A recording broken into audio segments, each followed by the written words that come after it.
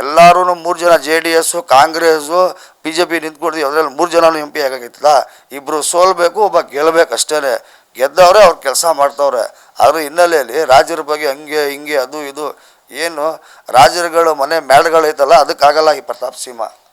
ಅವ್ರ ವಿರುದ್ಧ ಬೇಜಾನ್ ಹೇಳ್ದ. ಈಗ ಅವರು ಹಿಂದೆ ನಿಂತ್ಕೊಳ್ಬೇಕೀಗ.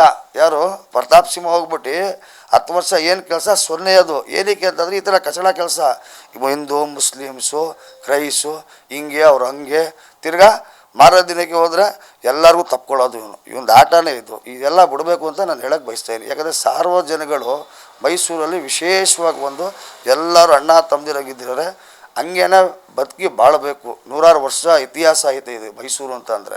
ಇವಂದು ಏನು ಇತಿಹಾಸ ಐತೆ? 10 ವರ್ಷದಲ್ಲಿ 10 ಸಲ ಮಾಡ್ದ, ಮುಗಿಸಿದ್ರು. BJPಯವರೇ ಗೇಟ್ ಪಾಸ್ ಕೊಟ್ಟರು.